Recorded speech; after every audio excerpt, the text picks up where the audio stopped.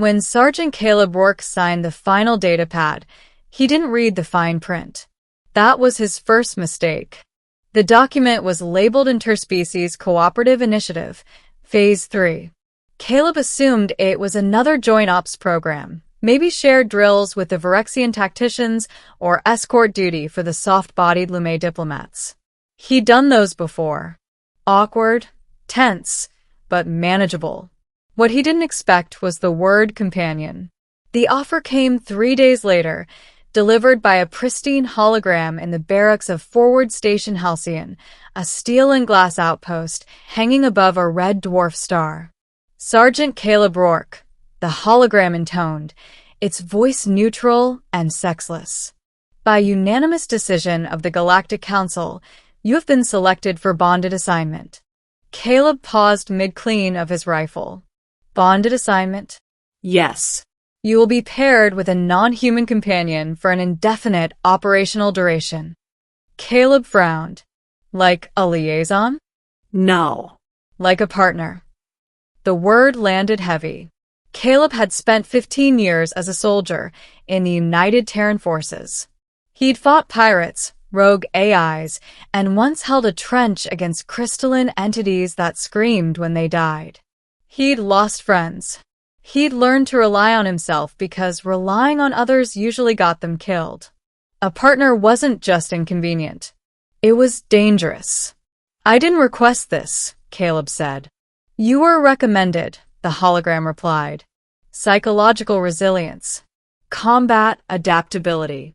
High survival index. Caleb snorted.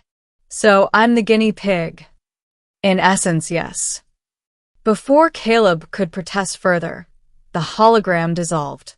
2 hours later, his barracks door slid open. And that was when Caleb met her.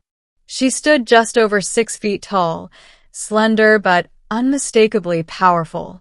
Her skin was a deep iridescent blue, shifting hues depending on the light.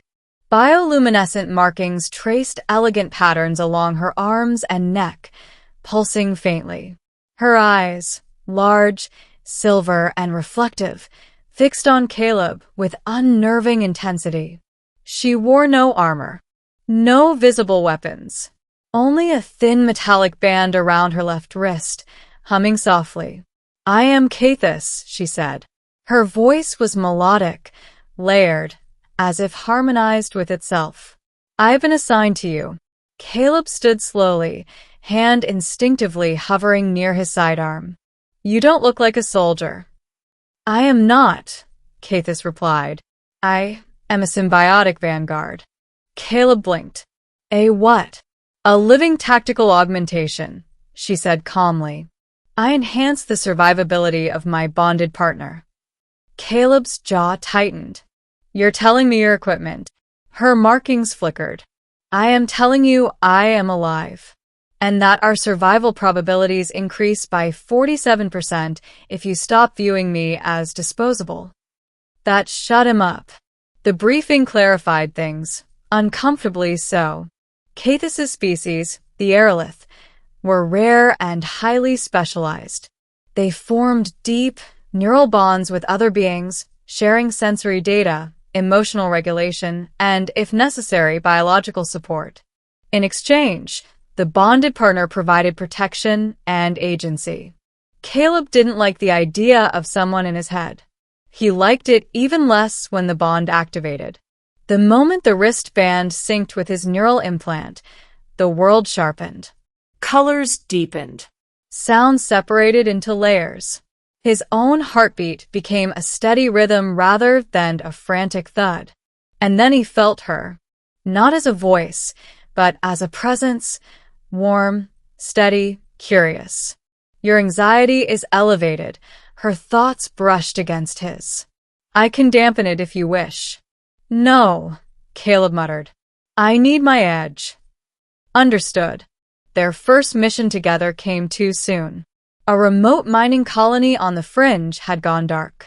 Long-range scans showed structural damage and no life signs. Standard procedure. Send in a recon unit. Caleb and Cathis were that unit. The colony was silent, dust-coated and wrong. Doors hung open. Tools lay abandoned mid-task. No signs of struggle. "I don't like this," Caleb whispered. "Neither do I," Cathis replied. "There is residual psionic interference." That was when the ground moved. Creatures erupted from beneath the metal flooring, thin, many-limbed things with reflective carapaces and too many joints. Caleb fired instinctively, rifle barking in the enclosed space. But there were too many. One lunged, faster than it should have been. Cathis reacted before Caleb could. She stepped between him and the creature, her markings flaring brilliantly. A wave of force rippled outward, slamming the attacker into a wall with bone-crushing impact. Caleb stared. "You said you weren't a soldier." "I am not," she replied. "I am a safeguard." The fight was brutal. Caleb's ammo dwindled. His muscles burned. Through it all, Cathis stayed close, her presence steadying his thoughts, guiding his movements subtly. Left, now, duck, without overriding him. When the last creature fell, Caleb collapsed against a wall, gasping. Cathis knelt beside him, her hand hovering uncertainly near his shoulder. "You are injured." "I've had worse," Caleb said, though his vision swam. "Allow me." Before he could object, warmth flooded his body. Pain receded, replaced by a deep, bone-level relief. His breathing steadied. Caleb looked up at her, really looked at her. "You could have run," he said. "Saved yourself." Elias took a slow breath. "Because if this is the moment humanity ends, then I want it recorded that we didn't go out screaming. We went out standing." Silence filled the chamber again, deeper than before. Curzon examined Elias not as prey, but as an anomaly, a data point that refused to align. It replayed the human's words, analyzing emotional subtext, neurological stability, evolutionary patterns. For the first time, Curzon questioned its own fear. Not of humanity, but of stagnation. "You intrigue me," it said at last. "Your species resists despair in ways I cannot quantify." Elias raised an eyebrow. "Is that your way of saying thank you?" "No," Curzon replied. "It is an admission of ignorance." The chamber began to dissolve. The black light receded, restoring the bridge of the ardent resolve. Stars snapped back into place, shining calmly through the viewport. Curzon lingered, its immense form fading like a shadow at dawn. "I will not consume your species," it said. Elias stiffened. "You're just leaving?" "For now," Curzon answered. "I must reconsider my function." "And the others you've destroyed?" Elias asked quietly. "They are beyond retrieval." Elias closed his eyes for a moment, then nodded. "Figures." Before vanishing completely, Curzon asked one final question. "Human, if you are not afraid of me, what do you fear?" Elias opened his eyes and looked into the fading void. "Becoming something like you," he said. "So convinced of our purpose that we forget to ask why." Curzon vanished.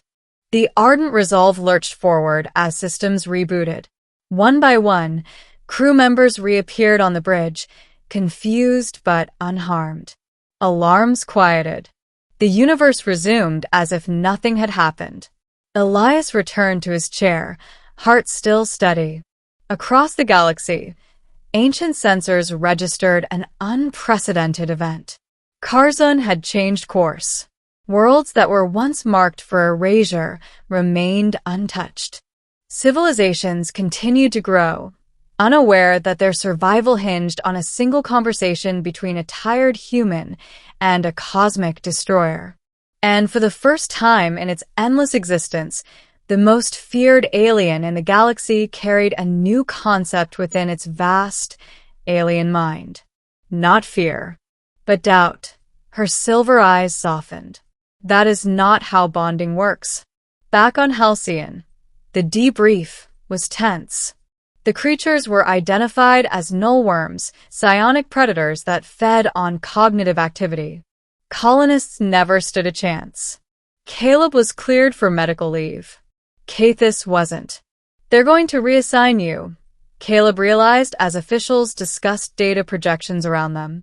Yes, Cathis confirmed quietly.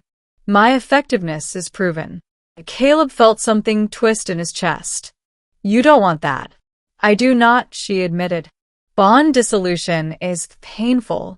He clenched his fists. So that's it? You're just passed around? Her markings dimmed. That has always been my function. Caleb stood abruptly. No, every eye turned toward him. She's not equipment, he said, voice steady but fierce. She's my partner. You break this bond. You lose the data. You lose me. A murmur rippled through the room. The lead coordinator frowned. Sergeant, you are replaceable. Caleb met their gaze without blinking. So, is your program? Silence. Days passed. Then approval came through. Bond continuation authorized. Permanent assignment. Caleb found Cathis in the observation deck, staring at the red dwarf star. They said yes, he told her. Her markings flared bright enough to cast reflections on the glass. You challenged them for me. Yeah, he said awkwardly. Guess I did. She turned to him, studying his face with a depth that made his breath hitch. Why? Caleb thought about the question. Because, he said slowly, I've spent my whole life being treated like a weapon. Useful. Disposable. And I know what that does to you. Her presence brushed against his, warm and grateful. Then we are alike in unexpected ways. Their future wasn't easy. There were battles, close calls, nights where Caleb woke from nightmares and felt her calm him without a word. Moments where her alien perspective forced him to question things he'd accepted as normal. And there were quiet times too, shared meals, silent watches among the stars, a growing understanding that what bound them wasn't just strategy or survival. It was choice. Years later, when Caleb finally laid down his rifle for the last time, he didn't feel alone. Cathis stood beside him, her markings glowing softly. You were offered a companion, she said gently. And you did not expect me. Caleb smiled. No. I didn't. He looked out at the endless galaxy, no longer a battlefield but a horizon. And I wouldn't trade you for anything.